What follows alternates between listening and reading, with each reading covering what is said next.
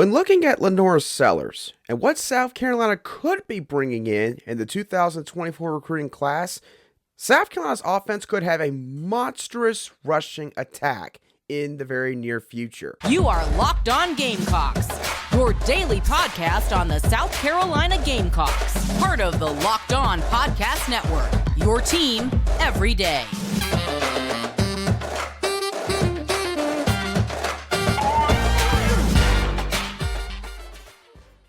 Hello, Gamecock Nation, and welcome back to the Locked On Gamecocks podcast, your show for the latest headlines and potential storylines on South Carolina Gamecock athletics. I'm Andrew Lyon, the host of this podcast, and also a staff writer for Gamecocks Digest over on SI.com.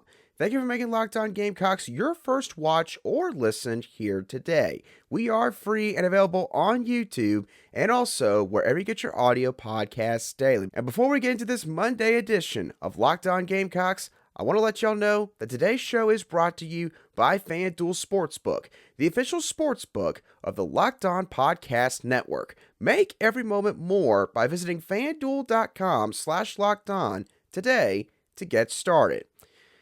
Obviously, South Carolina's fan base got a pretty big taste of what the future could hold for the Gamecocks offense as they got to see LaNorris Sellers on the field for the first time ever. And if you want to know what my full thoughts were on LaNorris Sellers' performance, you can go and check out my reaction show that I did regarding the spring game on Sunday. But for today's show, I wanted to sort of take the talk around LaNorris Sellers and go a different direction with it and go into a hypothetical regarding South Carolina's offense and what they could possess in the very near future. Because if the Gamecocks can maintain certain commits in the 2024 class and add a couple of other guys along with that group of players and LaNorris Sellers could recreate Arkansas's potent ground game from a roster makeup and a schematic standpoint. And for those of you who might be sitting there wondering, Andrew, why are you bringing up Arkansas's ground game into this? Well, I'm going to refer you back to these comments that were made by head coach Shane Beamer when he was at Dowell Loggains' introductory press conference. I love the idea of being able to take what he's done in the NFL as an assistant coach and as a coordinator for multiple teams and marry that with what he's learned at Arkansas the last couple of years being a part of their offense and realizing that you can have quote unquote a pro style offense, but then also it doesn't have to be as wordy, complicated, voluminous, whatever you want to say. You can really narrow things down. So I think being able to take what they've done at Arkansas and what he's learned in his career and marry it to best fit us is pretty cutting edge, if you will, me. So now that you have all been reminded, if you needed it, that is, that South Carolina is looking to, again, merge some of those concepts from Arkansas's offense, since Dowell Loggains had experience there, into their pro-style-ish offense, as Shane Beamer likes to call it, let's talk about how the roster makeup could dictate this sort of change. So the Gamecocks obviously have quarterback LaNorris Sellers already on the squad. LaNorris Sellers is 6'3", 232 pounds. He is a dual threat quarterback. He showcased that on Saturday night to the fullest extent, and that means that he can throw the football efficiently. He's not a guy that is just, a really good athlete that might not be able to complete very many passes, especially difficult ones. Now, LaNorris Sellers, he can run an offense in both facets of the game. You know who else can do that? Current Arkansas starting quarterback KJ Jefferson, who is quite similar to LaNorris Sellers. 6'3", 246 pounds. He is a dual threat quarterback, uses his legs a lot in the ground game, and also can throw the football efficiently. So he is a true dual threat quarterback. And his skill set was utilized quite efficiently by former offensive coordinator Kendall Briles, who was at Arkansas the last 3 years. And the last 2 years, of course, Dowell Loggains was there at Arkansas as their tight end coach. But it's not just the quarterback position where we see some similarities here potentially between South Carolina's future offense and Arkansas's current offense. Let's go look at Arkansas's 2022 offensive line. Between all 5 starters, Arkansas's offensive line had an average height and weight of 6'4" and 317.4 pounds, respectively. South Carolina, obviously, as we all know, has recruited quite well in the trenches, starting in the 2023 class, and have carried that over into 2024. Let's just say, for hypothetical sake, that South Carolina keeps Cam Pringle, Josiah Thompson, Blake Franks, all in their 2024 class. And those three guys, alongside Marquis Anderson and Oluwatosin Babalade, all end up being the starting five for South Carolina's offensive line in the next year or two. Their average height would be 6'4.5" and four guys currently weigh 307 pounds or more. Very, very similar to Arkansas's offensive line from the 2022 season. And guess what? The comparison in this hypothetical does not end there either. Let's go to the running back position. Arkansas currently has running back Raheem Rocket Sanders, who's been one of the best running backs in the SEC for the past couple years. Rocket Sanders was listed at 6'2", 210 pounds back in high school. He was an athlete in high school that played multiple positions, including running back, wide receiver, linebacker, and he was even a return man for his high school team. Oh, and he also played basketball and ran track. Now, South Carolina's got a target in the 2024 recruiting cycle right now that they're heavily in the game for, probably even leading for right now, in Daniel Hill out of Meridian, Mississippi. And guess what? Daniel Hill has almost an identical makeup to Raheem Rocket Sanders. He is 6'1", 220 pounds. He is an athlete who plays running back, plays wide receiver, linebacker, and also has return kicks and punts for his high school team, and also happens to run track. At this point, y'all's minds ought to be blown, because honestly, it is mind-boggling the fact that when you look at LaNorris Sellers, the offensive line group that's being created in this 2024 recruiting class, and you throw in maybe Daniel Hill, South Carolina, in terms of those three positions, could look exactly like Arkansas has looked over the past couple years. And that's where you have the potential for a nightmarish running game for South Carolina's opponents to deal with, that is. And we're going to dive a little bit more into some of the schematics behind that in just a couple moments right here on Locked On Gamecocks. Today's show is brought to you by FanDuel. Grand slams, no-hitters, and double plays are back. And there's no better place to get in on the MLB action than FanDuel, America's #1 sportsbook. Because right now, new customers can step up to the plate with a no-sweat first bet up to $1,000. This means you can get up to $1,000 back in bonus bets if you do not win. So don't miss your chance to get a no-sweat first bet up to $1,000 when you join FanDuel today. Just go to FanDuel.com/lockedon to sign up. FanDuel is the official betting partner of Major League Baseball.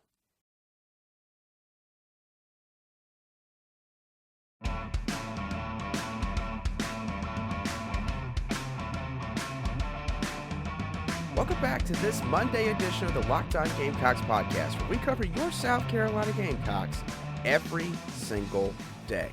All right, so in terms of South Carolina's future rushing attack, potentially resembling Arkansas's rushing attack from the past year or two, let's now talk about some of the X's and O's behind that. Now, obviously, I'm not going to dive too deep into the weeds here, but there are a few different things that I am going to try to talk through to really give an idea of just what this strong running game could do for South Carolina's offense.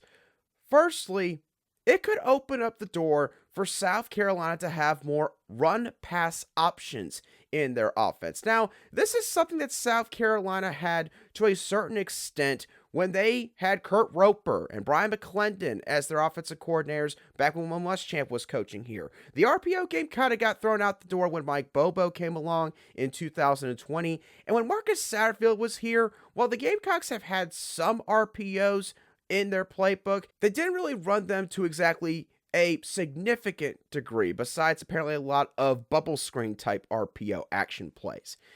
Now, for South Carolina, With LaNorris Sellers on this roster, and again, the potential future offensive line group they could get, and a guy like Daniel Hill, who I talked about earlier from the 2024 cycle, the RPO choices here would be endless because you got to think about this. South Carolina's offensive line, with the size that they could potentially have, you talk about Daniel Hill and the fact that, he's not exactly, slow or anything. He's got really solid speed when you watch his film. But Daniel Hill is definitely a guy that can run behind his pads. Oh, and if you decide that you're going to go right at Daniel Hill, guess what? South Carolina's quarterback, an early enrollee true freshman right now, is already 6'3", 232 pounds, and could potentially add more weight in the near future. That's not even accounting for the fact that South Carolina could have certain wide receivers on their offense like Mazeo Bennett, like a Jonathan Paylor. Obviously, you got a guy like Landon Sampson, who's young and on the roster right now, and if he gets more time to develop, he could be somebody that could really help out in this offense. You got a Micah Gilbert from the 2024 class. You got 2025 guys like Caleb Cunningham, who could come into South Carolina and help this offense out.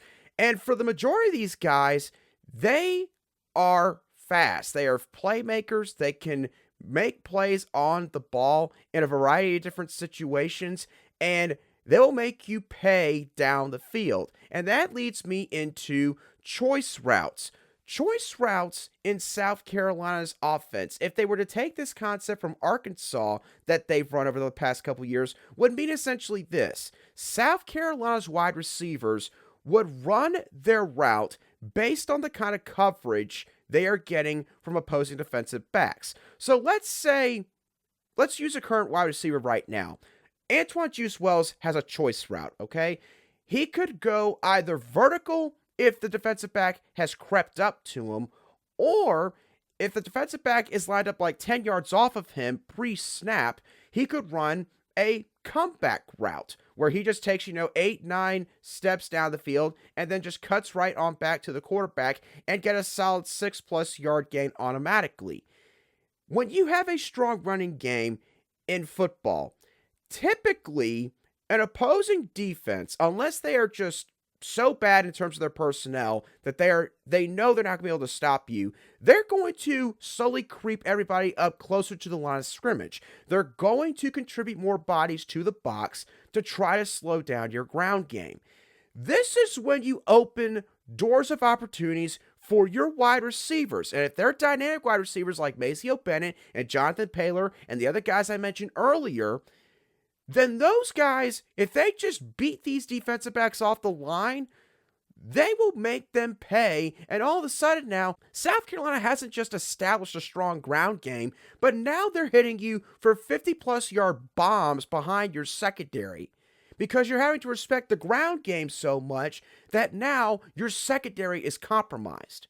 Based on everything I'm talking about, everything I just said, you could probably now understand why a lot of football coaches, for all the cliche sayings that they have about wanting to be the toughest team in the country, they want their kids to always be physical. Another thing that these coaches always talk about, for the most part, is they want a strong ground game.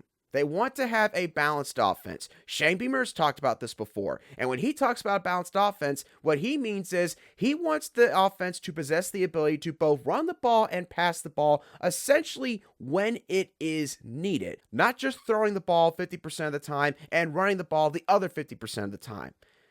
South Carolina, up to this point in Shane Beamer's tenure, has not been able to really establish a consistent, strong running game. They were able to do it at times last season, thanks to largely the play of a Marshawn Lloyd. But once Marshawn Lloyd got hurt, obviously, that basically got stonewalled from that point on. If South Carolina could get back to the days of when Marcus Lattimore was here, or even when Mike Davis took over for a year or two after Marcus Lattimore went on to the NFL, South Carolina's offense would become so much more dangerous, because right now, just in the current moment, they got a quarterback in Spencer Rattler. And obviously, they got one of the best wide receivers in the country in Antoine Juice Wells. And they've got some other nice pieces on the team as well, in guys like Trey Knox, Joshua Simon, Eddie Lewis, DeCarrion Joyner, Mario Anderson, Juju McDowell. They're all nice pieces. But the issue is people are worried about South Carolina's offensive line, and thus, at the same time, with other factors involved, they're worried about South Carolina's ground game. And because of that, that could put a cap on what South Carolina might be able to accomplish in 2023. We have to acknowledge that. But if South Carolina can get this roster and this scheme to where they could do all these different things because of a guy like LaNorris Sellers, guys like Cam Pringle, Josiah Thompson, everybody else in the offensive line, a running back like Daniel Hill, the receivers I've mentioned, then South Carolina's offense could take off because of a strong ground game that Dowell Loggains could take from his time at Arkansas. That is why recruiting is going to be important to watch throughout the rest of this cycle because, South Carolina, obviously, it looks like they're going to be able to keep all these guys that they currently have, but recruiting is a very fickle thing in college sports, especially with football. Sometimes you never know. Guys can flip on a dime. If they can land Daniel Hill, if they can get more of these wide receivers, then this could become a real fun offense to watch. So, South Carolina, from a roster standpoint, they're already getting there. And if they can get the roster, then they can tweak the scheme even more. They can add more things to it. And then this offense, it could be the best offense that we've seen since the Steve Spurrier years. And that would be saying a lot. And you throw that in with the great special teams play that Shane Beamer and his coaching staff have instilled in this program. And this football program could take the next step in being a perennial contender in the SEC.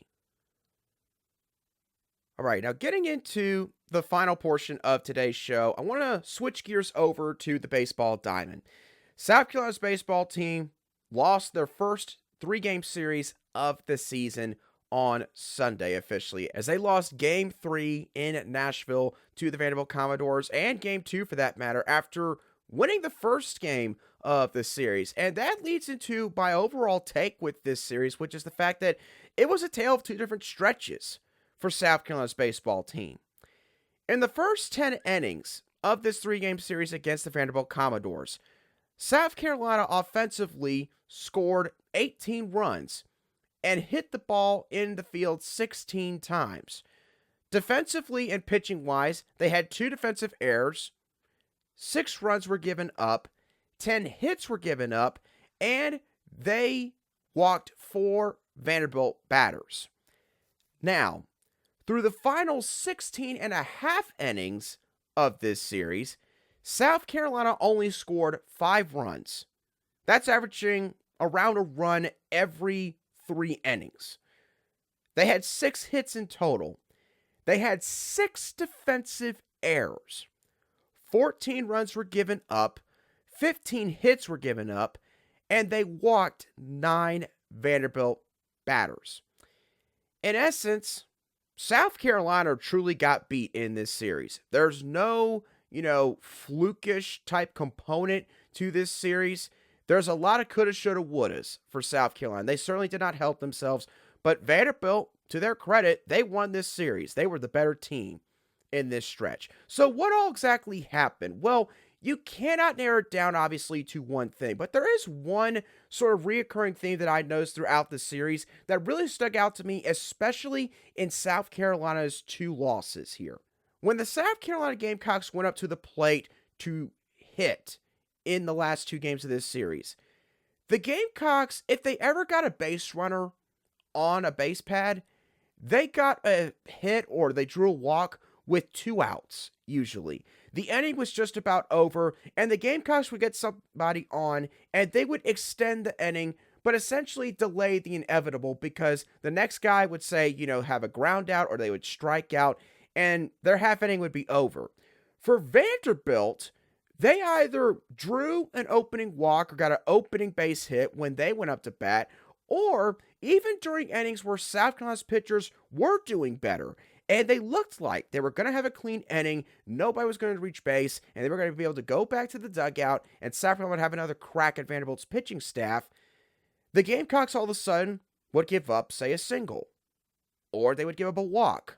And then all of a sudden, that started to add up. Then another guy would reach base, and another guy would reach base, and then there would be a double, and then they'd score 2-3 runs, or there would be an error somewhere.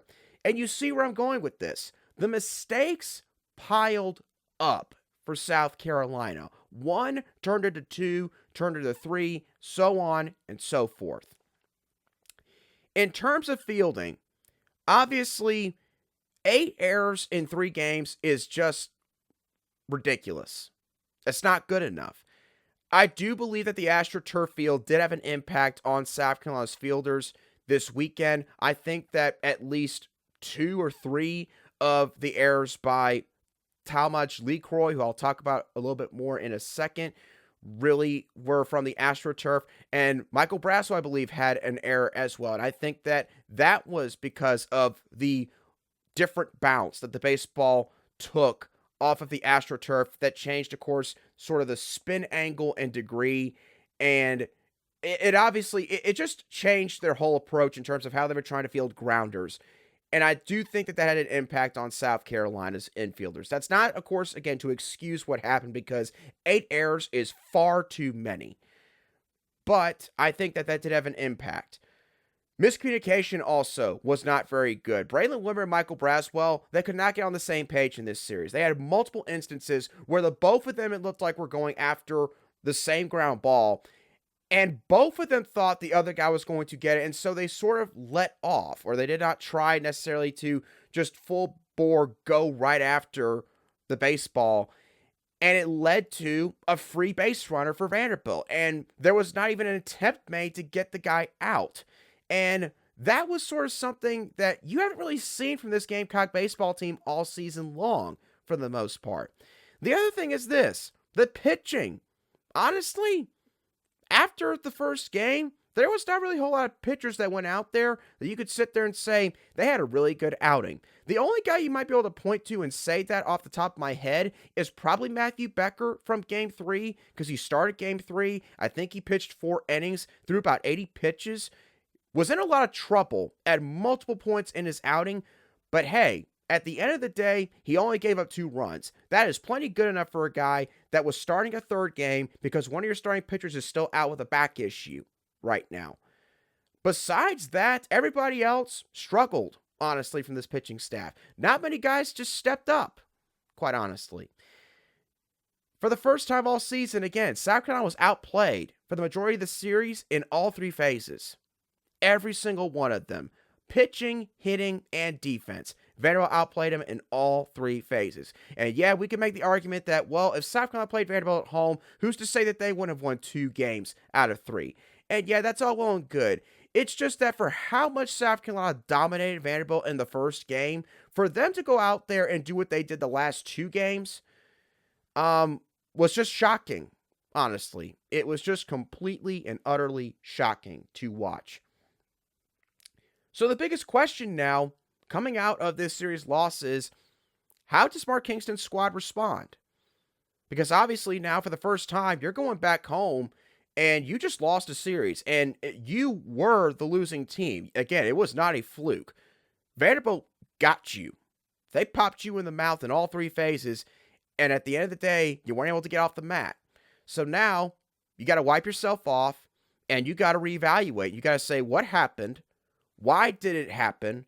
And how do we move forward here? Because now what South Carolina has got to avoid is they've got to avoid this snowballing, potentially. Because again, they've been great all season. And somebody might be sitting there saying, Andrew, you're overreacting a little bit. It's 1 series loss. And y'all are right. It is 1 series loss. But again, baseball is a very fickle sport. 1 loss or 1 series loss, a loss of confidence, can change everything for an individual player or for an entire ball club. I don't have many concerns with this team long term, but I do have a couple of minor concerns. Where's Talmadge LeCroy's head at defensively? Again, I don't put all the errors this week on him. I think that, again, it was a tough adjustment dealing with the AstroTurf, There were multiple plays that he made where he or Braylon Wimmer could have gotten the ball and tried to make a throw to first, and he almost made a really good play, but he just missed the throw a little bit off the plate. And so Gavin Casas had to take his foot off the bag, and the Vanderbilt runner ended up being safe. You can live with those at least, because those are effort plays that just did not work out in your favor, right? But 4 errors in one weekend, you have to worry a little bit about, is that going to stick in? Is that going to wear on his mind? Is that going to affect his confidence? Is he now going to be worried about, if a ground ball gets hit to him, even at his own home ballpark, if he's going to be able to field it properly? That's what you got to worry about with Talmadge LeCroy. Same thing with Cade Austin on the mound. He got put out there in a really bad situation. Game 3, he got put out there with the bases loaded. First guy got walked, I believe, and then the very next guy got a base hit or hit a hard ground ball to LeCroy. Again, LeCroy wasn't able to get the ball corralled, unfortunately, led to a couple more runs being scored. And even though, again, it wasn't all on Cade Austin, he was responsible for all the base runners, obviously. Again, that's now 2 times in the last 3 appearances that he's made where, things just did not go his way when he was out there on the mound. So, you have to hope that does not snowball for him, because South Carolina's going to need this pitching staff. They're going to make a deep run and go to Omaha. They need this pitching staff. They need everybody in this pitching staff, and Cade Austin is one of them. And he obviously is a much better pitcher than what he's shown recently. Everybody knows that. We've all seen what Cade Austin can do when he's on the mound and when he's locked in. So you just hope that, again, this does not turn into, him maybe having the yips where he just gets worried about, things just getting out of control when he's out there. And then the last thing is this. Can Gavin Casas make some tweaks to his approach at the plate? Because recently, Gavin Casas just has not done a whole lot offensively for South Carolina. He has gotten 2 hits in his last 24 at-bats. I believe that dates back all the way to the midweek win over the North Carolina Tar Heels, which was now almost 2 weeks ago as of today's show. Now, he has reached base an additional 8 times, to be fair, in that same stretch via either a walk or hit by pitch. But here's the thing. Gavin Casas is not a guy that has the same role as a Carson Hornung or maybe an Evan Stone, where for those 2 guys, South Carolina's coaching staff mainly wants those guys to get on base. For a guy like Gavin Casas, they want him to be driving in runs and getting hits every other time that he's up there at the plate. Every guy goes through slumps, but Gavin Casas is going through, I think, a real tough one as of late. And I think all in all, he's got to tweak something in his approach, because the Gamecocks got a couple of left-handed batters in their lineup, and for every real lineup, you want to have at least a couple of those guys that you can consistently rely on. Dylan Brewer has done better lately, but obviously, Dylan Brewer does not have the power that Gavin Casas has. Gavin Casas is an X factor in this lineup because he is a left-handed batter and he has a lot of power behind his swing. He can absolutely crush any ball that he gets the full barrel on. But lately, that has not been happening. And as good as Ethan Petrie has been, as Cole Messina has been, and Braylon Wimmer has been, all those guys, they are right-handed batters. I'm not trying to sound like Mr. Modern-Day analytical guy for baseball, but you got to have a left-handed guy that you can rely on. It would be a fantastic luxury for South Carolina moving forward going into the postseason if they've got that in Gavin Casas. Recently, that has not been happening, but again, Casas has got time to make some adjustments before, we really start to get into those games that are really important, which of course are the games in the postseason. So again, not a whole lot of major concerns with this team, but there's a couple players that I'm going to be curious to see how do they bounce back from what happened this past weekend, and collectively, how's the team bounce back? Do you let a midweek game against Charleston Southern creep up on you, right? Are you going to come into that game a little bit sluggish because you're still wondering what on earth happened back in Nashville that you let them all of a sudden maybe say have a 3-run lead going into the 7th inning? All those are valid questions that we will, of course, see answered in the very near future. With that being said, y'all, that's going to do it for today's show of the Locked On Gamecocks podcast. I hope y'all thoroughly enjoyed today's show, as always. What are your thoughts on South Carolina's potential roster makeup in the near future and how that could help them recreate a real potent ground game like the Arkansas Razorbacks have had over the past couple years? Let me know your thoughts on that hypothetical and everything else I talked about on today's show in the comments section if you watched today's show on YouTube. Or you can shoot me a direct message on Twitter at @aline_SC, and I'll try to respond to your message as quickly as I see it. Also, thank y'all so much for once again tuning into today's show. The Locked On Gamecocks podcast is now on Facebook. You can go and follow our page over on there by just searching up Locked On Gamecocks, and you ought to be able to see the logo very clearly and distinctly. Once again, that does it for me on today's show. Have a great rest of your Monday and a fantastic start to the work week. And I will catch y'all on the next show of the Locked On Gamecocks podcast.